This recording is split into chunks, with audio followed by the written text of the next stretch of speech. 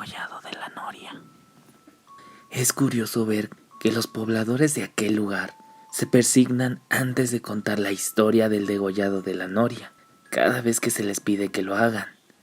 Pero existe cierta particularidad en la forma en que la narraba la señora María. Ella recuerda claramente lo sucedido. En aquel tiempo no tenía más de 10 años de edad. Su madre la había enviado a la noria con una de sus tías para que le ayudara con el negocio, que consistía en limpiar casas, ya que la tía era una persona mayor y ya no podía hacer bien sus labores. María sabía muy bien que su tía ya estaba muy grande y pronto podía morir. Sin embargo, la niña no se llevaba bien con su primo, ya que le reprochaba el hecho de que no se preocupara por la salud de su tía, sino que únicamente le preocupaba el terreno que ella poseía, aunque ese sentimiento era correspondido de la misma manera por el primo. Esa noche, el primo llegó bastante borracho. Entre gritos, patadas y maldiciones, entró a buscar a su madre, quien presumía tener un carácter fuerte, por lo que no dudó ni un momento en correrlo, por lo menos hasta que se le bajara la borrachera. Enfurecido, le gritó: «Ya es hora de que te vayas muriendo». Con estas terribles palabras se marchó el primo tambaleándose de borracho. Al llegar la mañana, María salió como de costumbre por las tortillas. Allí fue donde se topó con un grupo de personas que, asustadas, afirmaron que habían visto la carreta de la muerte aquella noche. La pequeña se acercó a ellos para poder escuchar mejor lo que decían.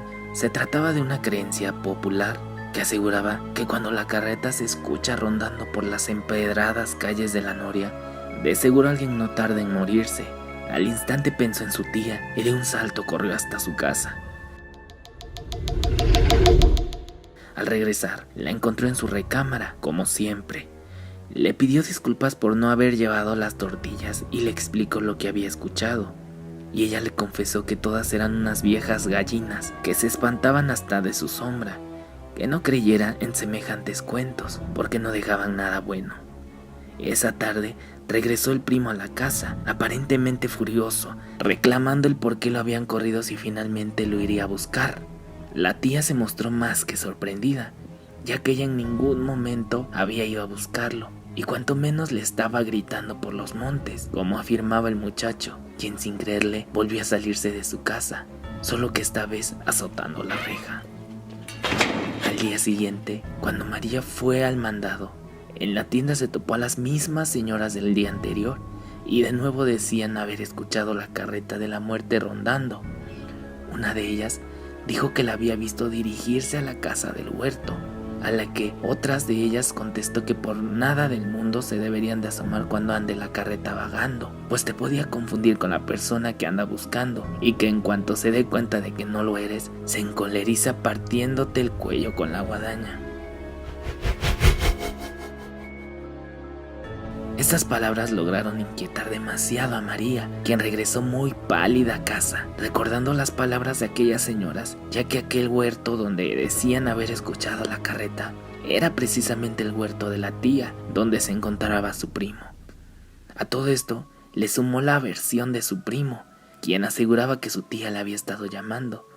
Fue entonces cuando María se armó de valor, caminó rumbo a la casa del huerto, donde dormía el primo. Al llegar, estaba tendido en la hamaca.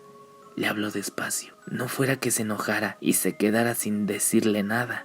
Se despertó enojado y le dijo que se largara. Ella le pidió que la escuchara.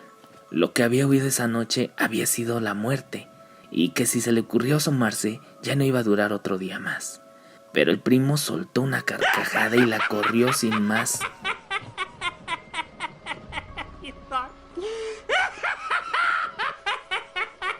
Esa misma noche su primo tomó de los cabellos a María, quien ya estaba dormida, advirtiéndole que ya no lo fuera a molestar, y menos con sus historias absurdas. La tía trató de levantarse para defender a la pequeña, pero todo fue inútil. Cayó sin más al piso. El primo salió corriendo creyendo que estaba muerta, pero no era así. María se cercioró de que su tía estuviera bien.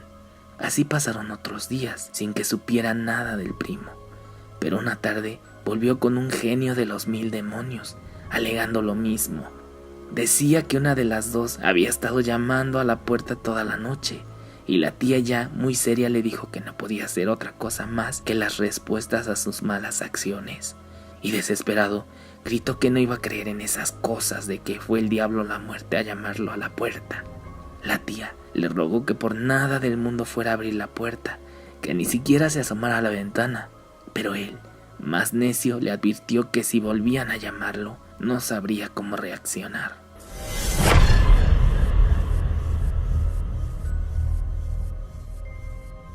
No pudieron hacer nada para detenerlo.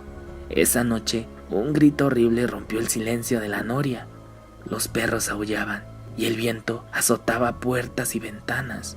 Todo el pueblo se despertó ante aquel desgarrador grito que provenía de la huerta. La tía, alarmada, le pidió a María que fuera por un vecino para que fueran a ver a su primo. La niña obedeció y, acompañada por varios vecinos, se encaminaron al huerto. Dicen que lo encontraron en el portal de la puerta, con el cuello partido en dos y con una mueca de terror en los ojos. María y su tía sabían qué había ocurrido y no les quedó más remedio que rogar por el alma del joven para que descansara y que no deambulara por el huerto debido a la trágica muerte que había tenido.